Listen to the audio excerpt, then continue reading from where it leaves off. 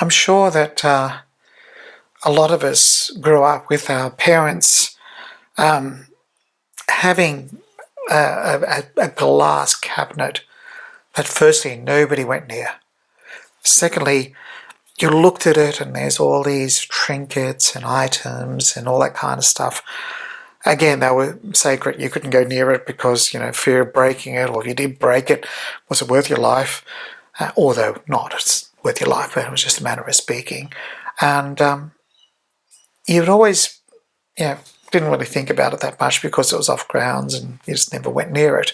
So anyway, I going through my mum's things, and I came across this item, this little glass item that pops out like so, and there was a whole collection of them with this little stand, and it sat like so, and I think there was 8. I think I got 8 of them sitting around with some other bits and pieces around it, and it's nothing terribly exciting. It's just a little cup. I couldn't even tell you what it was for.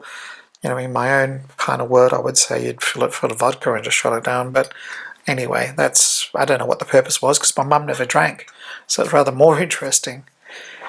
But when I did see that, it brought back the cabinets and all the little trinkets inside of it and all the little things that Mum had and Dad had as well. That it was always, you may look but you don't touch, don't ever touch. And then you'd go to your uncles and aunties' places or even Nana's places, and basically they'd have these glass cabinets or these shelves with plates on it and all these items on it that were built up that you never really understood, or the story sitting behind what they were.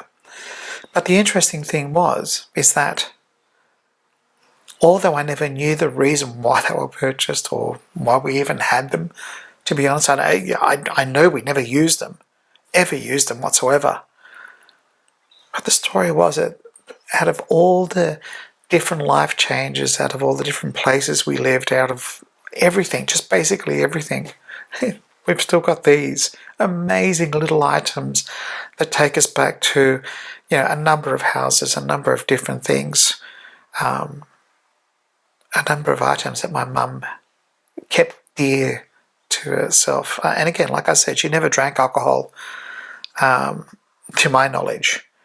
But the fact that we had these little things and they just sat there and they were always in the cupboard that you couldn't touch, couldn't go near.